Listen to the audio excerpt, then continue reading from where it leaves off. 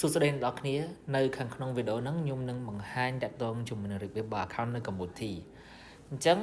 នៅពេលដែលយើងបើ account ហ្នឹងទីមួយយើងត្រូវមាន link សិនដែលបុគ្គលិកក្រុមហ៊ុនឬក៏ដៃគូរបស់យើងគាត់បានឲ្យយើងមកណា link ហ្នឹងគឺជា link ដើម្បីចូលទៅក្នុង system របស់ក្រុមហ៊ុនបើ account បានដោយខ្លួនឯងអញ្ចឹងយើងអាចយក link ហ្នឹង copy វាមកយកវាមក copy paste នៅលើ Safari ក៏បានសម្រាប់ iOS សម្រាប់ Google ដូចជា Android ឬក៏ computer អញ្ចឹងដាក់លើ Google ទៅហើយ paste វាទៅវាលោតមកកន្លែងហ្នឹងអញ្ចឹងនៅពេលដែលវាលោតមកអញ្ចឹងកន្លែងហ្នឹងក៏អត់មានអីបំពេញទេអញ្ចឹងអ្វីដែលត្រូវបំពេញយើងបំពេញខ្លួនឯងទី1យើងដាក់ email របស់យើងដែលយើងបានប្រើទី2ឈ្មោះរបស់យើងត្រូវដាក់ឲ្យពេញដូចជាមួយនឹងអត្តសញ្ញាណប័ណ្ណរបស់យើងហើយចុងក្រោយគេគឺ password នេះ password ខាងក្រោមហ្នឹងយើងដាក់ឲ្យពិបាកមកដូចជាមានឈ្មោះអក្សរទៅអក្សរធំមានសញ្ញាដុល្លារមានអញ្ចឹងមកឲ្យពិបាកអញ្ចឹងណាឲ្យចាំខ្លួនឯងផងអាច save ទុកទៅព្រោះ password ហ្នឹងសំខាន់មែនតើគឺយើងប្រើសម្រាប់ធ្វើការ log in ចូល system ក្រុមហ៊ុនដោយដាក់ email ជាមួយនឹង password ហ្នឹងអញ្ចឹងណាអញ្ចឹងយើងដាក់ password ហ្នឹង2ឲ្យដូចគ្នាតមកទៀតខាងក្រោមនេះជ្រើសរើស Cambodia ហើយលេខទូរស័ព្ទយើងដាក់លេខទូរស័ព្ទយើងមកចុចពាក្យថា sign up បន្ទាប់ពីយើងចុចពាក្យ sign up ហើយក្រុមហ៊ុននឹងធ្វើការផ្ញើ email មួយពីក្រុមហ៊ុនទៅកាន់ email របស់យើងដែលយើងបានបំពេញខាងលើហ្នឹងដើម្បីយើង confirm ថា email ហ្នឹងពិតជា email ត្រឹមត្រូវរបស់យើងមែនអញ្ចឹងណាអញ្ចឹងពេលដែលក្រុមហ៊ុនផ្ញើមក email ហ្នឹងគឺចូលមកកន្លែង spam ដោយសារតែ email ហ្នឹងអត់ដែលបានឆាតមួយយើងទេអញ្ចឹងវាផ្ញើមកចូល spam ហ្នឹងហើយអញ្ចឹងយើងចុចចូលកន្លែង spam ហ្នឹងមកវាឃើញ email មួយមានពាក្យថា Cambodia យើងចុចចូលក្នុងហ្នឹងមកហើយនៅខាងលើគេនៅខាងលើកន្លែងលើ email ហ្នឹងវាមានពាក្យមួយថា report not spam អញ្ចឹងយើងចុចពាក្យថា report not spam មកemail ហ្នឹងវានឹងបាត់តែម្ដងវាលោតមកចូលកន្លែង primary ធម្មតាវិញអញ្ចឹងពេលដែលវាឡើងមកកន្លែង primary ហើយយើងចុចចូលកន្លែង primary ធម្មតាមកយើងនឹងឃើញ email ហ្នឹងហើយនេះបែបហ្នឹងណាអញ្ចឹង email ហ្នឹងយើងចុចពាក្យថា confirm យក email មកព្រោះហេតុអីបើសិនយើងអត់ចុចពាក្យ confirm ហ្នឹងទេមានថា email ហ្នឹងគឺអត់ត្រឹមត្រូវទេវាខ្លាចយើងដាក់ email ខុសទៅយើងយកកណ្ដន័យលក្ខណៈនេះ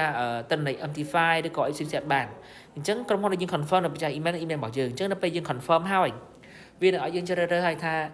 យើងទៅកាន់ Google ឬក៏ទៅ Safari អញ្ចឹងណាអញ្ចឹងពេលយើងចុចថាទៅ Google ទៅ Safari អីចឹងទៅវាឲ្យយើងបំពេញមកកន្លែង page ហ្នឹង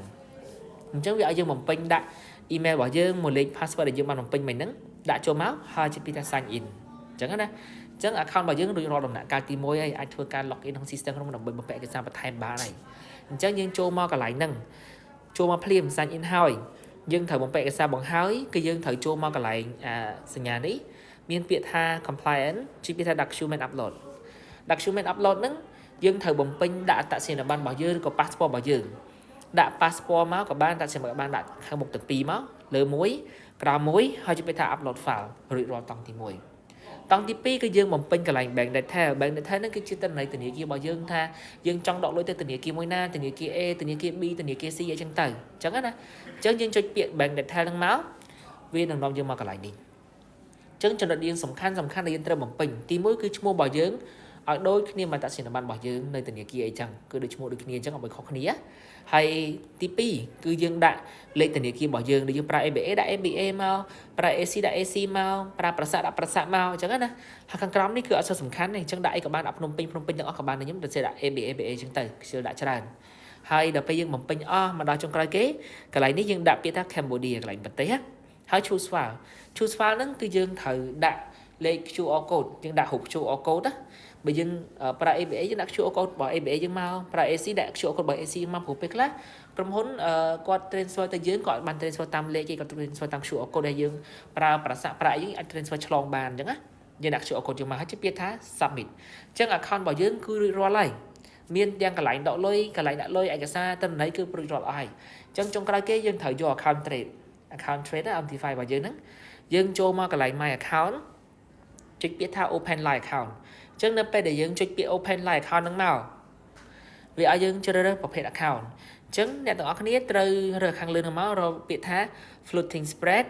ហើយ leverage យើងអាចដាក់1លើ100ឬ1លើ200តាមការចំណងរបស់យើងហើយបើសិនជា leverage របស់យើងតូចយើងចង់បាន leverage ធំ1លើ1000អីក៏បានដែរស្នើមកខាងក្រុមហ៊ុនមកក្រុមជួយដាក់ឲ្យហើយនេះ password មាន2ទី1គេហៅថា main password ហ្នឹងគឺជា password ដែលយើងអាចដាក់ឲ្យធ្វើការ trade បានទិញបានលក់បានយក in យកមកប្រើណាដល់ពេល password ចុងក្រោយគឺ password investor password ហ្នឹងគឺបានត្រឹមតែ login ចូលទៅមើលទេបានត្រឹមតែមើល trading លក់អត់បានទេអាហ្នឹងណាអញ្ចឹងអាខាងលើនេះយើងដាក់ password ផ្សេងខាងក្រោមដាក់ password ផ្សេងហើយ password ដាក់ឲ្យពិបាកទៅអាចដាក់ថាឈ្មោះរបស់យើងតូចធំអីចឹងទៅមានលេខឆ្នាំ2000 3000អីចឹងទៅហើយដាក់ដុល្លារឬក៏ដាក់សញ្ញាឧទានអីចឹងណាអញ្ចឹងទៅធ្វើឲ្យវាពិបាកអញ្ចឹងទៅបានវាឲ្យយើងដាក់បានបើយើងដាក់ស្រួលៗវាអត់ឲ្យទេចឹងពេលយើងដាក់រួចរាល់អស់ហើយយើងធ្វើការជួយ submit នឹងមកគាត់យើង submit ហើយក្រុមហ៊ុននឹងផ្ញើ email ពីក្រុមហ៊ុនភ្លាមទៅដល់ email របស់យើងហ្មងដែលមានដូចជាលេខ MT5 ហើយនឹង password ដែលយើងបំពេញមុនហ្នឹងយើងអាចយកវាទៅធ្វើការ log in នៅលើ MT5 ប្រើប្រាស់បានហើយហ្នឹងគឺ complete account យើងមានតាំងពីការបើកគណនីរហូតដល់ការបើក account MT5 trade ហើយនៅវីដេអូផ្សេងៗខ្ញុំនឹងបង្ហាញតទៅជាមួយនឹងការដាក់ដកលុយនិងធ្វើ internal transfer ពី account របស់យើងទៅ account របស់យើង